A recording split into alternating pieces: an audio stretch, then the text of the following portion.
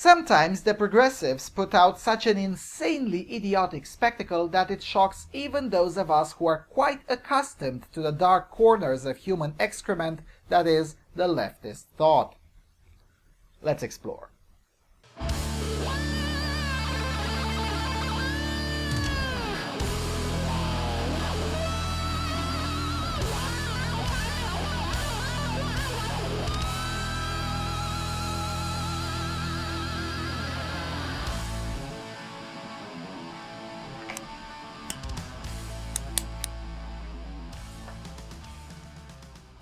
Hello everyone, and welcome to the Freedom Alternative. Occasionally I get to shock my friends when I tell them about things that I consider rather minor from the far left. For instance, a few days ago a friend of mine found an article in a Romanian publication about the Swedish Liberal Youth's proposal to legalize incest and necrophilia. And he was convinced that the Romanian publication was simply lying or engaging in satire. So I showed to him that not only the story was neither satire nor a lie, but an honest proposal by a real-life Swedish political group, and then I explained to him that it's not really that much of a shock since the left has been engaged in promoting incest and pedophilia for decades now.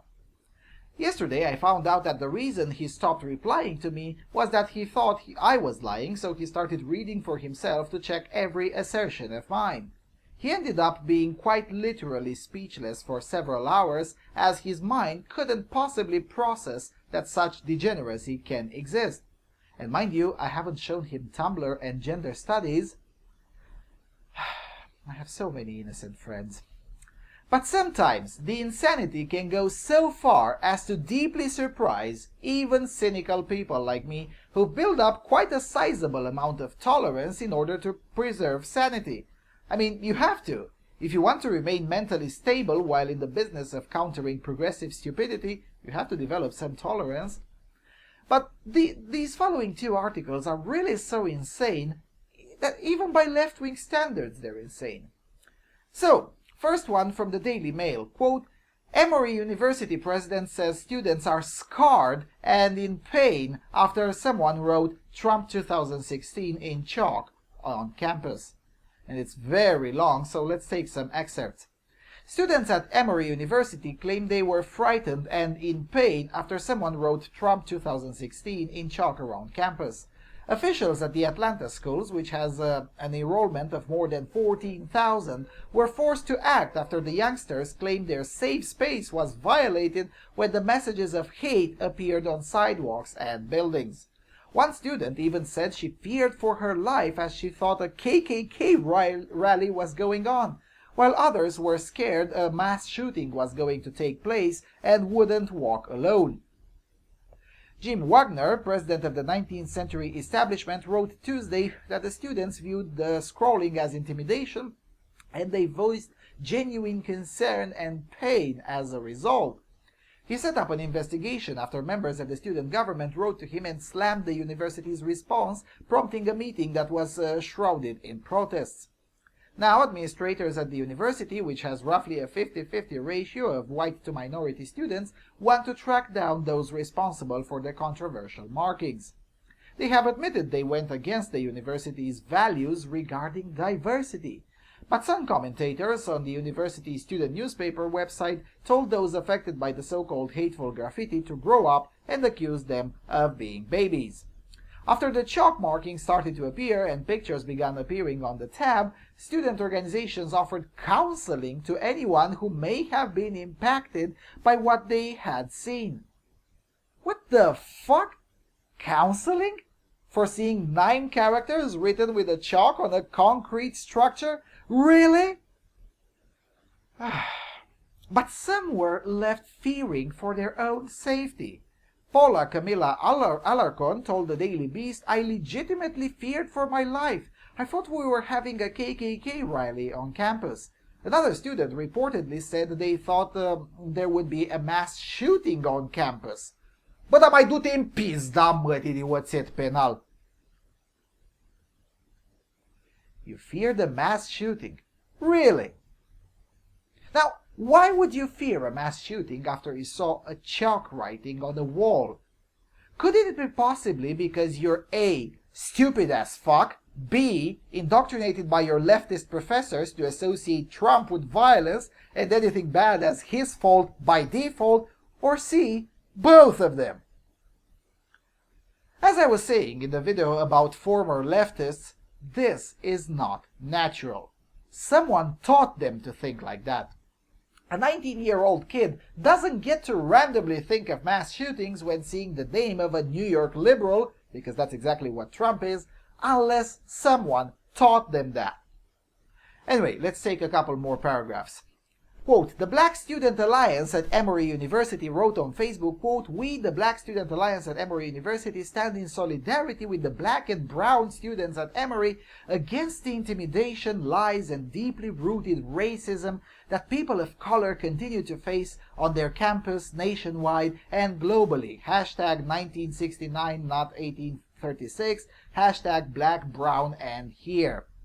Wagner, the president of the university that is, added that the Freedom of Expression Committee is meeting to address whether the person or people responsible for the choking were in compliance with Emory's policy. This is extreme lunacy. I'm sorry, this is not a university, nor should any sane person ever consider this to be a university. It's not. It's a mental asylum of 20-year-olds with the mental maturity of 5-year-olds. In other words, an asylum for retards. Given how Trump polls with black people, I'd be surprised if there were no black students in that asylum who voted for Trump. Yet the Black Student Alliance sits there in its ivory tower and projects a stunning level of bigotry by pretending that black people are so fucking stupid and fragile that they'll be intimidated by a chalk writing.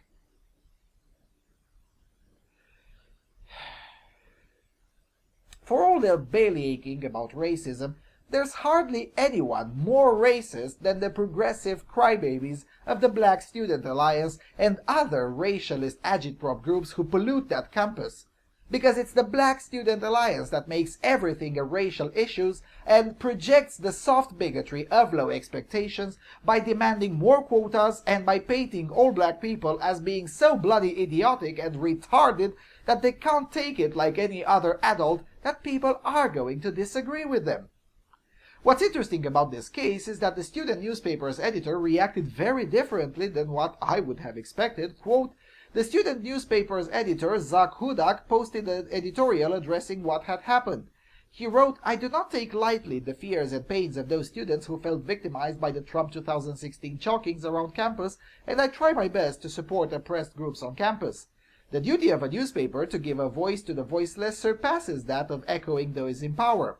I acknowledge again that Donald Trump is unlike any recent candidate who has lasted to this stage of a presidential election, and that for many Emory students, support of him holds a different connotation than support for Hillary Clinton or John Kasich. It is nonetheless necessary to ask those protesters what would happen should the tables be turned. Suppose we had a different administration. Suppose it was ruled that protests such as the one on Tuesday made Trump supporters feel threatened on campus. Freedom of speech works both ways, and its hindrance affects both sides. It's not the role of an institution that is devoted to the critical education of its students to tell those students which opinions they are allowed to have. Now, who wants to bet that the student newspaper's editor will have to apologize or maybe resign, and if he refuses, he'll soon face some bullshit Title IX investigation. Probably on sexual assault, since the standard of evidence for that is lower than parking tickets. Because that's the problem. With the support of university administrations and with agitprop federal funding through the Department of Education, social justice wankers are the de facto rulers of the university. The insane rule over the asylum. And once they graduate summa cum laude in bigotry and with a minor in racist agitprop, then they go on and enter the government and the media, especially the media, where they then get to write pretentious garbage, like the following article. Coming from the Huffington Post, North Korea proves your white male privilege is not universal. And here goes. That's what the hell he gets. Good for him. My mother had uttered those words in her typical matter-of-fact tone one morning as she watched the news. He was Michael Fay, an 18-year-old from Ohio who had confessed to vandalizing cars in Singapore and was subsequently sentenced to 6 lashes from a rattan cane. I wish I was in 6th grade, and all I could imagine was how horrible the pain would be. My mother was unmoved at the thought, remarking, "He earned that." I thought about my mother's words a few days ago while watching the video of 21-year-old Otto Warmbier, another man from Ohio, who last week was convicted of subversion for stealing a propaganda banner in North Korea and sentenced to 15 years hard labor. Just as in Faye's case, I was shocked by the severity of the punishment. I've tried to imagine spending a decade and a half performing what the North Korean state deems hard labor, and I can't. But I'm not 11 anymore, and now my mother's callous reaction to Michael Fay's sentence is my reaction to another young white man who went into an Asian country and violated their laws and learned that the shield his cis white male identity provides here in America is not Teflon abroad.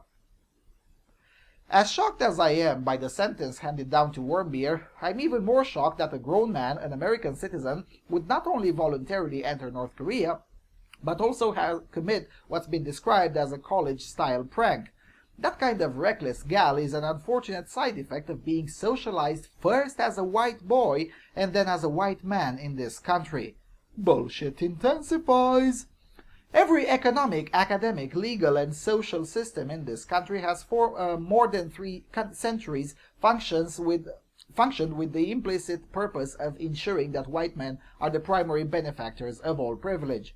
The kind of arrogance bred by that kind of conditioning is pathogenic, causing its host to develop a subconscious yet no less obnoxious perception that the rules do not apply to him, or at least their application is negotiable. Yeah, I'm willing to bet my last dollar that he was aware of the political climate in that country, but privilege is a hell of a drug. Bullshit intensifies even further.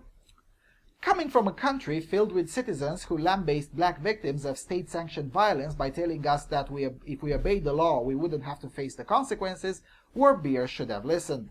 If he had obeyed North Korean law, he would be home now. What a mind-blowing moment it must be to realize after 21 years of being pedestaled by the world simply because your DNA coding produced the favorable phenotype that such favor is not absolute. What a bummer to realize that even the State Department with all its influence and power cannot assure your pardon. What a wake-up call is to realize that your tears are met with indifference. As I've said, living 15 years performing manual labor in North Korea is unimaginable, but so is going to a place I know I'm unwelcome and violating their laws. I'm a black woman, though. The hopeless fear Warmbier is now experiencing is my daily reality living in a country where white men like him are willfully oblivious to my suffering, even as they are complicit to maintaining the power structures which ensure their supremacy at my expense. He is now an outsider at the mercy of a government unfazed by his cries for help.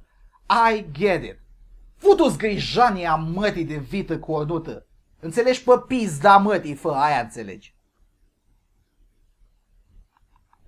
This is what left-wing anti-white racialist agitprop does to your brain, people. It makes you legitimately think that being a Negro female in the United States is relatively similar to being a foreign prisoner in a Bolshevik Chuche gulag. I mean, the hopeless fear that Warmbier is now experiencing, as it may indeed be the case that he'll not survive to see the end of his sentences, is just the same thing as being a Negro female in the United States. The fact that Negro females in the US have a longer life expectancy than any North Korean except the dear leader, and almost twice the life expectancy of Gulag prisoners, that's immaterial. She gets it. By virtue of having more melanin and of a JJ, she gets it how it is to be in a North Korean gulag.